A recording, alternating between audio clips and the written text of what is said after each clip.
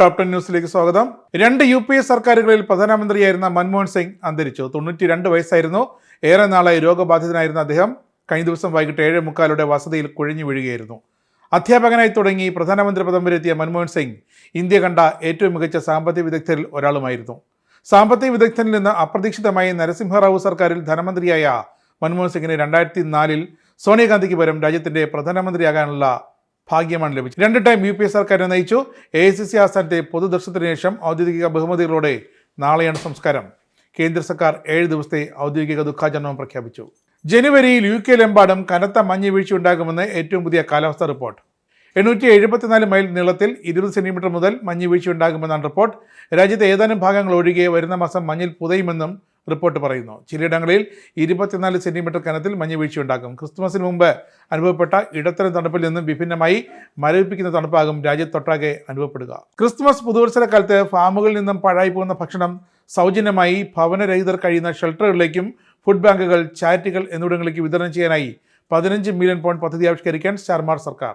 ഓരോ വർഷവും ഏകദേശം 3,30,000 ടൺ യോഗ്യമായ ഭക്ഷണം ഫാമുകളിൽ നിന്നും വലിച്ചെറിയപ്പെടുന്നു എന്നാണ് കണക്ക്. ടോറികളെക്കാൾ കൂടുതൽ അംഗങ്ങളുള്ള യഥാർത്ഥ പ്രതിപക്ഷമാണ് തങ്ങളെന്ന അവകാശവാദം ഉന്നയിച്ച് റിഫോം UK. നിലവിൽ 1,31,680 അംഗങ്ങൾ എന്ന നാഴികക്കല്ല് പിന്നിട്ട തങ്ങൾക്ക് കൺസർവേറ്റീവുകളെക്കാൾ കൂടുതൽ അംഗങ്ങളുണ്ടെന്ന് റിഫോം UK പറയുന്നു. യുദ്ധത്തിൽ തകർന്ന ഉക്രൈനിൽ നിന്നും UK-യിലേക്ക് പലായനം ചെയ്ത അഭയാർത്ഥി വിദ്യാർത്ഥികളെ റഷ്യൻ ഭാഷ പഠിപ്പിക്കരുതേ എന്ന ആവശ്യം ശക്തമാകുന്നു. പകരം അവർക്ക് ഉക്രൈനിയൻ ഭാഷയിൽ GCSE പഠിക്കാൻ അവസരം നൽകണമെന്ന് UK സർക്കാരിന് മേൽ സമ്മർദ്ദം മുറുകുന്നു. UK-യിൽ ആയിരക്കണക്കിന് ഉക്രൈനിയക്കാർ അടിയന്തരമായി ഒരു ഉക്രൈനിയൻ GCSE ആവശ്യപ്പെടുന്ന നിവേദനത്തിൽ ഒപ്പുവെക്കുകയും ചെയ്തു. 34,000 ഉക്രൈനിയൻ കുട്ടികൾ UK-യിലേക്ക് പലായനം ചെയ്തിട്ടുണ്ട് എന്നാണ് കണക്ക്. യമനിലെ സന രാജ്യാന്തര വിമാനത്താവളത്തിൽ ഇസ്രയേൽ നടത്തിയ ബോംബാക്രമണത്തിൽ നിന്നും ലോകാരോഗ്യ സംഘടനാ തലവൻ ടെഡ്രോസ് അദാനവും സംഘവും തലനീരിഴക്കി രക്ഷപ്പെട്ടു. ആക്രമണത്തിൽ 2 പേർ കൊല്ലപ്പെട്ടു. സനയിലെ രാജ്യാന്തര വിമാനത്താവളത്തിൽ വെച്ച് ടെഡ്രോസ് സഹപ്രവർത്തകർക്കൊപ്പം വിമാനത്തിലേക്ക് കയറാൻ തുടങ്ങിയവയാണ് ആക്രമണമുണ്ടായത്. വയനാട്ടിലെ മുണ്ടക്കൈ ചുരൽമല ഉരുൾപൊട്ടലിൽ ദുരന്തബാധിതരുടെ പുനരധിവാസത്തിനായി മോഡൽ ടൗൺഷിപ്പ് നിർമ്മിക്കാൻ സർക്കാർ കണ്ടെത്തിയ ഭൂമി ഏറ്റെടുക്കുന്നതിനെതിരെ എസ്റ്റേറ്റ് ഉടമകൾ നൽകിയ ഹർജി ഹൈക്കോടതി തള്ളി. സർക്കാർ ഭൂമി ഏറ്റെടുക്കുന്നത് ചോദ്യം ചെയ്ത് എസ്റ്റേറ്റ് ഉടമകളായ ഹാരിസൺസ് മലയാളം ലിമിറ്റഡും എൽസ്റ്റോൺ ടി എസ്റ്റേറ്റ് നൽകിയ ഹർജികളാണ് തള്ളിയത്. ഭൂമി ഏറ്റെടുക്കാമെന്ന് വ്യക്തമാക്കിയ ജസ്റ്റിസ് കൗസർ എടപ്പകത്ത് ഏറ്റെടുക്കൽ നടപടികൾ പൂർത്തിയാകുന്നതിന് മുമ്പ് തന്നെ നഷ്ടപരിഹാരം കൊടുത്തു തീർക്കണമെന്നും ആവശ്യപ്പെട്ടു. ക്രിസ്തുമസ് ദിനത്തിലും തലേന്നുമായി കേരളത്തിലെ ബിവറേജസ് ഔട്ട്ലെറ്റുകളിലൂടെ മലയാളി കുടിച്ചത് 152.06 കോടിയുടെ റെക്കോർഡ് മദ്യം. ക്രിസ്മസ് ദിനത്തിലും തലേദിവസമായി കേരളത്തിലെ ബിവറേജസ് ഔട്ട്ലെറ്റുകളിലൂടെ റെക്കോർഡ് മദ്യ വിൽപ്പനയാണ് നടന്നത്. ബിവറേജ് കോർപ്പറേഷൻ പുറത്തുവിട്ട കണക്കുകൾ പ്രകാരം ഈ വർഷം ഡിസംബർ 24, 25 തീയതികളിലായി ആകെ 152.06 കോടിയുടെ മദ്യം വിറ്റഴിച്ചു.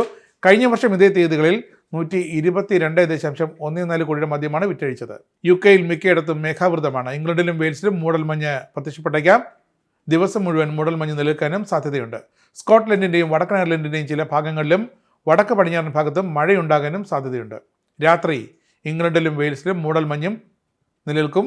UK-യുടെ ഭൂരിഭാഗവും മേഘാവൃതമായിരിക്കും. സ്കോട്ട്ലൻഡിലും വടക്കൻ അയർലൻഡിലും ഉടനീളം മഴ തുടർന്നേക്കാം.